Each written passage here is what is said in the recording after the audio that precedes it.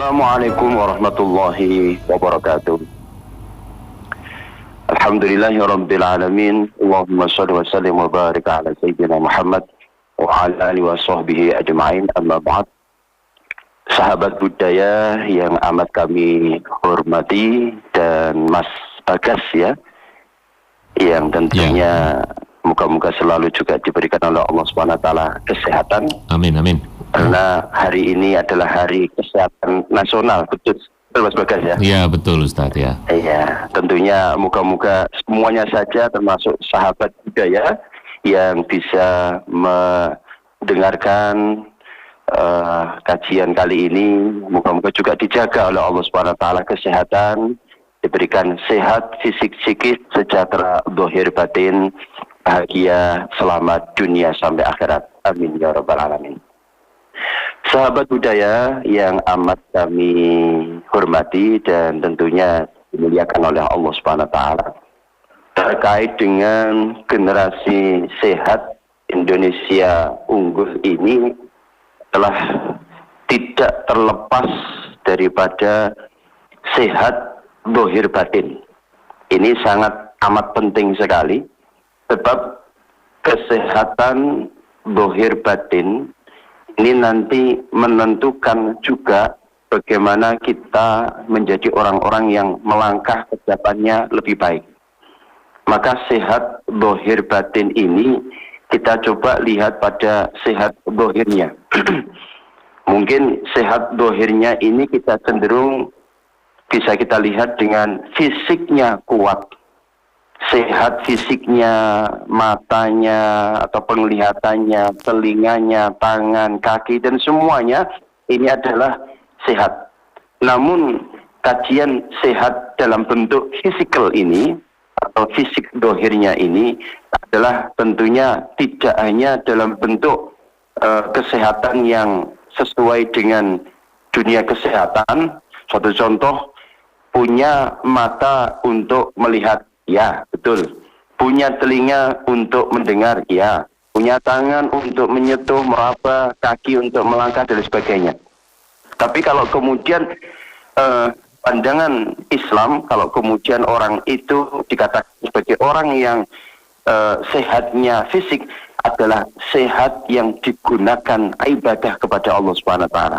Wa ma khalaqtul jinna wal insa illa liya'budun. Semuanya aspek kehidupan kita jika digunakan untuk ibadah kepada Allah Subhanahu wa taala, maka itu adalah sehat yang asli, sehat yang betul-betul sesuai dengan agama yang mungkin juga sesuai dengan agama yang kita anut. Kalau Islam ya Islam, mungkin agama yang lain juga demikian. Punya pikiran yang cemerlang, cerdas, akas. Ini penting ya Mas Bagas ya. Jadi orang itu sehat kalau tidak akas itu ya kurang menarik ya. Jadi harus akas, semangat, mungkin juga wajahnya ceria, dan makanan dan minuman adalah yang halal. Nah ini penting sekali, sebab rata-rata orang kalau makan dan minum ini kurang dijaga kehalalannya, biasanya juga punya efek daripada kehidupan sehari-hari. Bahkan kesehatannya juga akan terganggu. Maka Allah Subhanahu wa taala menyampaikan dalam surat Al-Baqarah ayat 168 yang berbunyi, A'udzubillahi minasyaitonirrajim. Bismillahirrahmanirrahim. Ya ayyuhan nasu kulu mimma fil ardi halalan thayyiban wa la tattabi'u khutuwati syaitan innahu lakum aduwwum mubin. Hai sekalian manusia, makanlah yang halal, lagi baik dari apa yang terdapat di bumi, dan janganlah kamu mengikuti langkah-langkah setan. Karena sesungguhnya setan itu adalah musuh yang nyata bagimu. Maka kalau lihat agama, halal atau haram. Yang kedua, filter kesehatan, yaitu baik untuk kesehatan atau tidak. Jadi kalau pakai dua kacamata ini atau dua filter ini, maka insya Allah kita akan menjadi orang yang sehat zahir. Insya Allah juga sehat batin.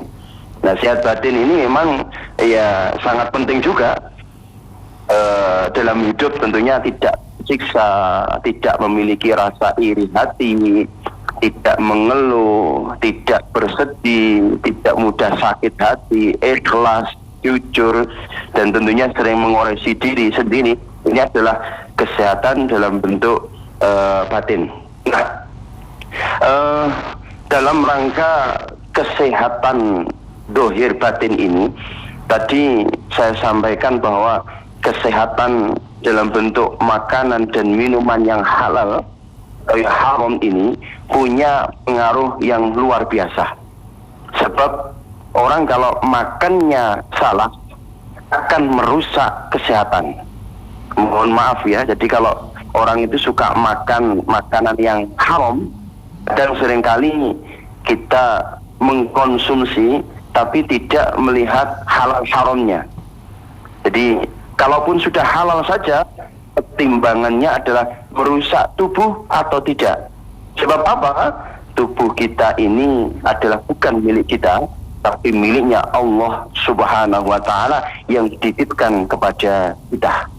Maka sayangnya kita sering menyeleksi makanan hanya dari rasa dan kandungan, berapa protein, berbahaya untuk kolesterol atau tidak, asam aurat atau tidak gitu ya, asam urat. Tapi tidak diperhatikan dengan masalah halal dan haramnya, sehingga masa depan itu kadang punya pengaruh dari makanan halal dan haram. Mohon maaf, ketika orang itu kalau salah makan dan halal haramnya, uang katakanlah, mohon maaf ya, jadi pimpinan, jadi pemerintah, uang dari ngambil dari rakyat, dari perjudian, hackingnya perjudian, prostitusi, narkoba, apalagi mohon maaf ya, dilakukan oleh aparat negara yang mestinya mengawasi dan menindak kejahatan, tapi ini malah tidak digunakan dengan sebaik-baiknya. Jadi halal haramnya sangat tidak diperhatikan. Maka mohon maaf, setiap dosa adalah kegelapan, setiap kegelapan adalah kegelisahan, dan setiap kegelisahan adalah perusak kesehatan. Bahkan mohon maaf, orang yang kadang makannya tidak terseleksi, orang ini seringkali terjadi yang namanya magnet usah. Contoh contoh, ada hewan yang makannya adalah karnivora, pemakan daging, seperti harimau, singa, yang di situ adalah makan daging, biasanya puas, menakutkan, berbahaya. Tapi kalau hewan herbivora, makanannya rumput, lebih lembut dan tidak membahayakan, biasanya adalah lebih wataknya lebih halus, sebab makanan-makanannya adalah makanan-makanan yang memang tidak mengandung kekerasan. Ya, maka hadirin sahabat budaya yang amat kami hormati, dan Mas Bagas yang tentunya kami hormati juga, orang yang mengambil dari makanan-makanan yang haram itu biasanya ujung-ujungnya nanti akan zina, pertengkaran, pembunuhan. Tapi kalau orang itu makanannya adalah makanan yang halal, biasanya magnetnya positif, mudah diajak untuk ibadah, mudah untuk diajak melaksanakan hal-hal yang kebaikan masyarakat. Maka terkait dengan sehat zahir batin ini, baginda Rasulullah SAW menyerukan untuk tidak hanya usaha zahir batin, tapi juga berbanyak doa, banyak zikir kepada Allah Subhanahu wa Ta'ala. Salah satunya doanya adalah Rasulullah SAW menyampaikan, Allahumma afini fi badani, Allahumma afini fi sam'i, Allahumma afini fi basari, la ilaha illa anta. Ya Allah, sehatkanlah badanku, pendengaranku, dan penglihatanku. Tidak ada Tuhan yang berhak disembah selain Engkau. Sahabat budaya yang tentunya amat kami hormati,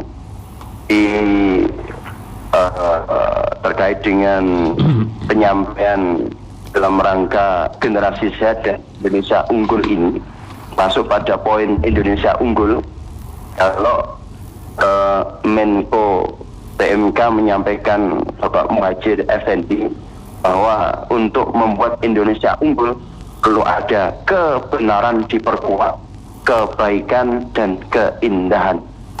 Maka kalau saya melihat supaya Indonesia bisa unggul, ini adalah satu, selalu menomorsatukan Allah Subhanahu wa Ta'ala.